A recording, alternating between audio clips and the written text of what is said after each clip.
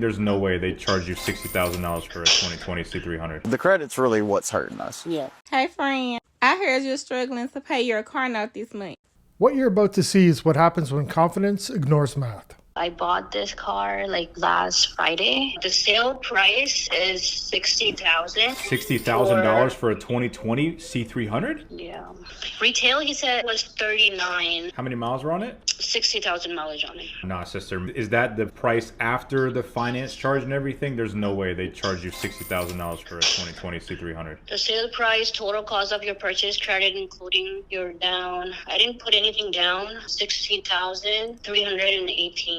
She bought it about a week ago, and she's now just figuring out the math. Perfect timing. Why would you do the math before signing? That just ruins the surprise. Apparently week 2 is when the thinking starts. And the total of payment is $59. You're looking at your finance contract, right? I saw that you have 11.6%. So that's Yes. not what you bought it for. That's the truth in lending form. What was the total price of the bill of sale? I don't know where to look for that. Can you resend it again so I can check it? So you bought the car for $42,763, which honestly is outrageous for a 2020 because those go for $17,000 all the way up to $22,000. I don't know how they got you at $42,000. This is why it's important to make sure you know what you're getting yourself into. She didn't know what she was getting herself into, which is usually a small warning sign. Most people like to understand the situation before they attach their name to it, but not here. Here we're doing the premium version of confusion. Sign first, let common sense catch up when it has time.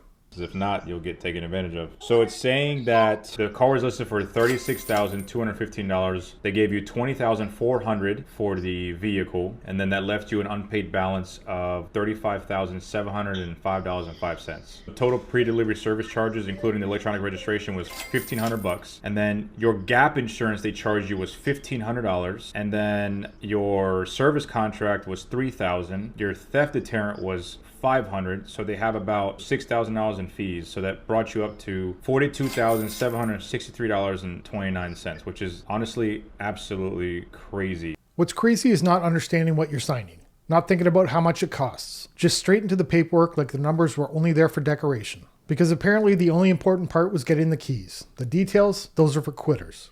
This one should be right around $27,000, maybe $28,000. The total price of the vehicle is $46,000, which is almost $20,000 more than what the vehicle should be listed for. What are you trying to accomplish right now? I need to trade this car, get something that is like kid friendly. But the problem is you just bought this car. Yeah. Unfortunately, you wouldn't be able to just back out of it. You'd have to get it appraised again, go get a trade-in, etc. So what should I do? I should just wait for a little bit, make a few payments, and then trade it? The bad thing is the more you hold on to this car, the more it's going to depreciate. You didn't understand what you were getting yourself into. Now she wants something kid-friendly, which is a perfectly normal thing to consider, right after completely ignoring it. That's what happens when you skip the thinking part. Buy it first, question the price later, and then remember what the car was for. Is there a certain vehicle you're looking for? A maximum. Is there a certain payment you're trying to be at? A certain price range you're wanting to be around? Like between 354.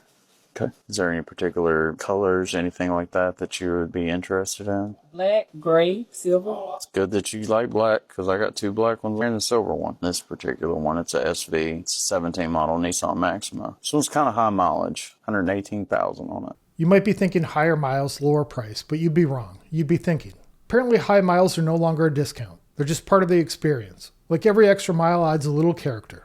But it's got a remote start, Apple CarPlay, Android Auto, satellite radio, navigation system, emergency brake, keyless entry, heated seats, rear camera. Looks pretty solid from all the pictures I'm looking at. Would that be something you'd be interested in looking at? Oh, well, the mileage is because I'm already going to be, I drive a lot. Okay. Well, we got the silver one now. It's a SR model, which is more the sport model. It's got 75,000 miles on it, asking just short of 19,000 for it. So I can see if that'll work. It's a 19 model. Heated seats, Apple CarPlay, and an emergency brake. That's not loaded, that's just a car. The emergency brake is not a selling point. It's the bare minimum. Let me see, just a second. Go there to the desk. Let's see what we got going. I just got to see if it's going to work for their payment range. Because she already told me she can't put anything down, so she wanted to be between $350 and $400. I don't know if that's feasible or not. What type of credit this lady has? I do not. I haven't pulled her credit out. They'll ask her what type of credit she got. Okay. If she got decent credit, I could probably put her on this thing. Okay. The credit's really what's hurting us. Yeah. As far as being a 545 and not putting any money down or not having a cosigner. We've got what salesmen politely call challenge credit. And by politely, I mean inaccurately. The challenge was apparently understanding the score. Because with a 545, there's not much to understand. That's not challenge. That's a credit score telling you to sit this one out. We're going to be looking at $8,000 to $10,000 cars, and those are going to have pretty high miles on them. And I don't think I have anything that fits that bill right now here on my lot at this moment. And I know that you said that you drive a lot, so, I'm trying to be completely honest with you. We appreciate you taking out the time and No, it's always my pleasure. If anybody will go to work for you, I'll definitely go to work for you and try to get you something. Hopefully I can find something with not too terribly high miles. If something pops up, or if you can come up with a little bit of money or something, always give me a call. I'll give you my card as well. If you can come up with a little bit of money, which is a very nice way of saying please bring something, anything. A down payment, a pulse, proof that this plan has at least one adult in the room. Hey friend, I heard you're struggling to pay your car note this month. I also heard you're struggling to pay your rent this month. Well friend, look no more because I got a solution for you. Come over here, let me talk to you real quick. Now friend, depending on your lien holder, you can defer your car payment. And you can defer it up to 3 months. For every 3 months you pay your car note on time, they will allow you to defer it for 1 month. Everybody's account would not be eligible for deferment. So say for instance, you've been paying your car note on time for like a year. They might let you defer up to 3 payments.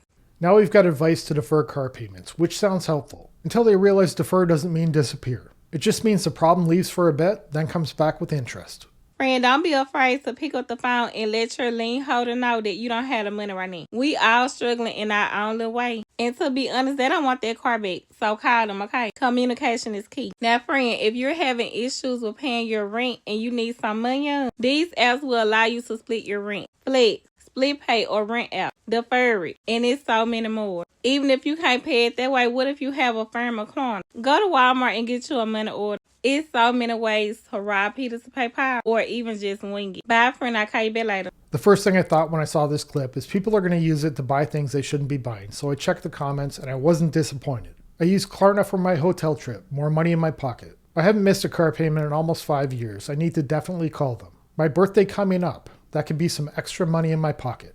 I'm currently 18, and by the time I graduate, I'm probably looking at $100,000 to $120,000 loan that I'm sitting at. And my current car is under my mom's name with her interest rates on it, and her credit got ruined by my dad leaving. And I'm looking to switch the car with a way less percentage of interest, but I have to max out my credit cards for the down payments to put on it. He's calling in for advice because he wants out of a bad car loan. Fair enough. But the idea on the table is maxing out the credit cards for the down payment. This is not a solution. This is just asking for someone to bless the next mistake. The debt doesn't go away. It just gets rearranged into something dumber. And I don't know what to do, if it's even worth it or not. What's your car? What do you owe on the car? So I bought the car at $30,000. I'm looking at $41,000 right now. And you're a college student? First year, yes. With a $40,000 freaking car. What are you doing with a $40,000 car? You're a college student. I had a $70,000 car and another $60,000. I sold it. I made profit. A college kid with a $40,000 car. That's a very expensive way to get to class. Most people leave school with debt. He's pulling up in it. But my mom's credit got ruined, and they gave me a 12% interest on it, and I didn't realize till yesterday when I checked, and I only had it for 5 months. I don't think this is your mom's fault. You bought a $30,000 car and you're in a $40,000 car and you're in college. Mm-hmm. You get a $4,000 car. Do you make any money? What's your income? So I'm sitting at $1,000 to $1,500 from my work at retail. A $40,000 car and a $12,000 a year income. That's not transportation. That's a math problem on wheels. The car costs more than 3 years of income, before gas, before insurance, before the part where life actually costs money. And I had side businesses before, and I had like about $70,000. I blew it all, and now I make maybe $500 to $1,000 from my side businesses a month. Mm. Okay. Do you have any money saved? Nothing. I'm in debt to my credit cards. Okay, so the car, you owe $41,000 on it. If you sold it private sale, what's it worth? Or your mom's? Right now, with a trade-in, they're giving me $28,700. Oh my gosh. That's a trade-in. And there's credit card debt too, because apparently the car wasn't enough. We needed a side quest, a little extra debt on the plate, just in case the income situation was starting to look a little bit too comfortable. $12,000 negative equity on it. Okay, but let's look at, that's your homework, is to look at the Kelly Blue Book value if you did private sale, because you're going to get more for it. I did. It's $30,500. $30,500. Okay. If I were in your shoes, But I can't. There's a lien on the car that I can't pay. Yeah, I mean, you make $1,000 a month. Your car payment's more than that, isn't it? My car payments comes exactly to $1,000 Oh with my insurance. So how are you paying it? A $1,000 car payment on a $1,000 a month income. That's not a budget. That's a hostage note. The car gets everything, life gets an apology. And that's the point of this video. This was never just about cars. It's about decisions that turn transportation into monthly punishment. That's it for this one. See you in the next one. Bye.